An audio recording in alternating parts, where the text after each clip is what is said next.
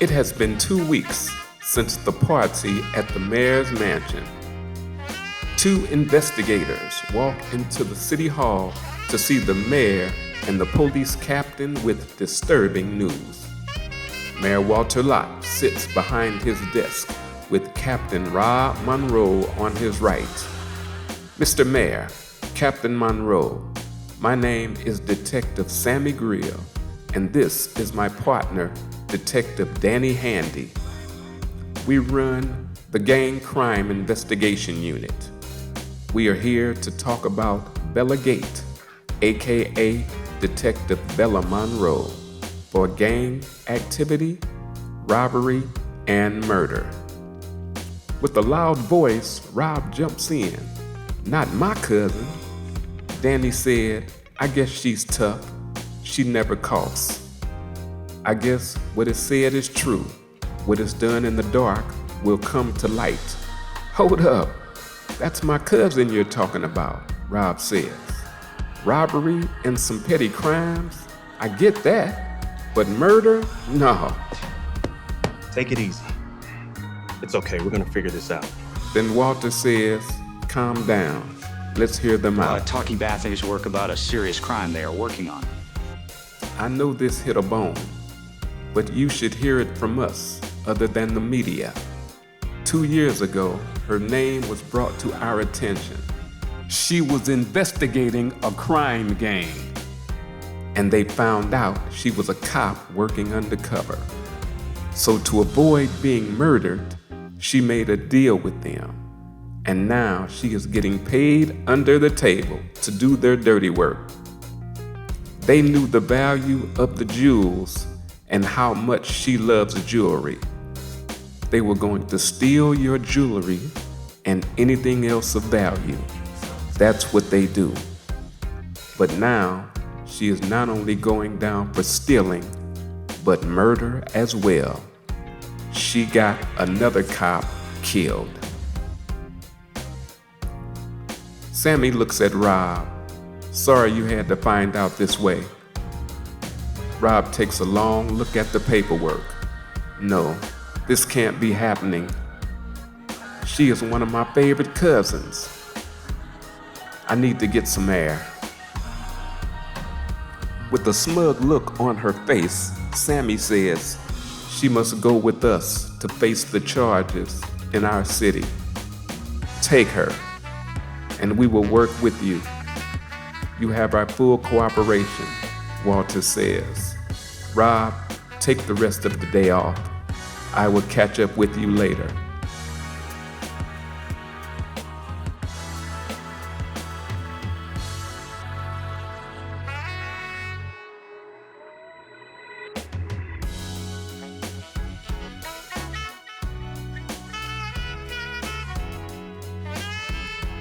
Nettie and Mary walk in. Nettie looks at Rob and sees the expression on his face, goes over and puts her hands on his shoulder. Then Walter says, I know you're upset. We are here every step of the way. I just can't believe that my favorite cousin would do this. She was always sneaky, but murder? I just can't believe that she would do something like that. You're no saint either. Walter's trying to lighten the mood. Rob looks at him. Oh, you got jokes? This is not the time for that, he says in a slightly angry tone.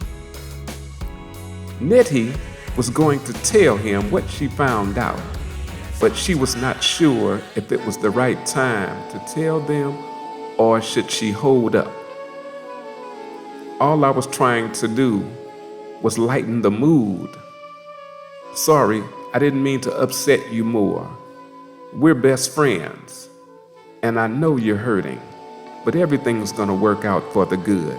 Rob looks in his eyes and says, I'm sorry if I snapped at you, man.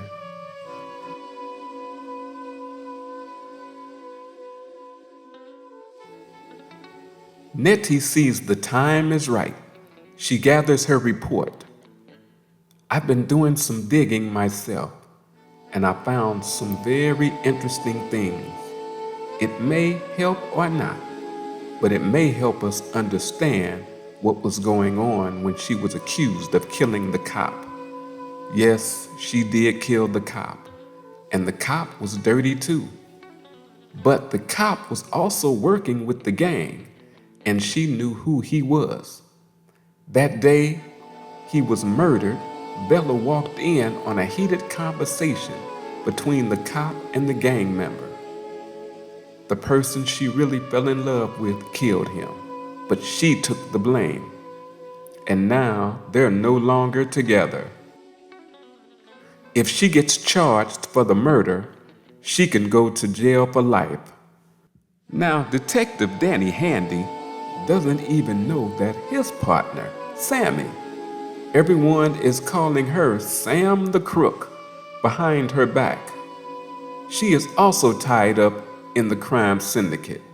Rob jumps in. I knew it. Something was fishy about that woman. I just couldn't put my finger on it. As Nettie is telling Rob and Walter what she found out, Sammy is standing outside of the office and hears everything she is saying about her big sister. She quietly steps away from the door, makes a phone call to Cassandra, and tells her everything she heard. Cassandra Lovelace is pissed. Then Sammy says, I want revenge on Nettie Brown. Walter asks, how did you find this out? Nettie responds, I have some detective friends that I work with, and as the newspaper says, I only report the truth, but I cannot report this until I get concrete evidence. Wow, you are amazing, Rob says. That's why I love you. Her eyes get wide, her breath gets caught in her throat. Rob quickly turned his head, blushing. Did I say that out loud? Nettie answers, yes, you did say that out loud. And do you really mean it? Rob looks deep in her eyes. Yes, I do. I love you too, Rob. Rob clears his throat. You know, we can use a person like you in our department. You could help us clean up the police department. Nettie's blushing with a big smile on her face. She responds, that is a very nice offer, but may I have time to think about it? Rob looks at Nettie, and they get lost in each other's eyes. Mary Lott sees the glow of love between the two and tries to give a signal to her husband that it's time to leave. The mayor, being a big brother, chimes in. I know the newspaper is going to need a good reporter, but we also need someone who can help us clean up our force and make this town a better place to live. As Mayor talks, Mary, seeing Rob and Nettie, tries to get his attention. Walter dear, Mary said softly, I need to go home. Walter says to Nettie, please think about the offer. And Rob, I will talk to you soon. And if you need anything, even if just to talk, please call. Thank you, Rob says. You know, Nettie, you are an amazing investigator, writer, and a good friend. Nettie smiles at him and says, thank you. As Walter and Mary prepare to leave, Nettie also stands and says, I need to go too. Rob stops her. Don't go. I would like to fix you dinner, and I know that pasta is your favorite dish. Wow, Rob, you're just too much. And you're doing all this for me? He blushes and turns his face away from her, then says, "For you, I'll do anything. I love you, Nettie Brown, and I mean that from my heart." She smiles in a really soft voice. "I accept and thank you, and I love you too." That night at the mansion, Mary is still having reoccurring nightmares of what happened 3 years ago.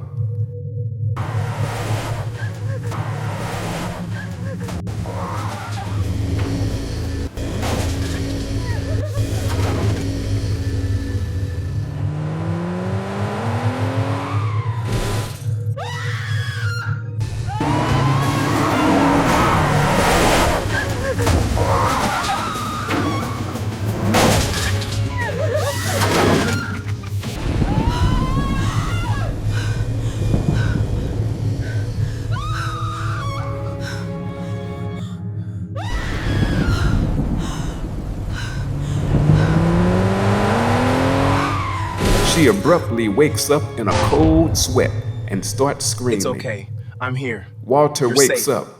"Honey, it was that dream? May I ask you a question, honey?" "Yes, of course." Mary says in a soft voice, "Do you know anything about Cassandra or her background?" "Why do you ask?" "There's something about her, and I can't put my finger on it. But in my nightmare, the car that ran me off the road, it was driven by Cassandra Lovelace."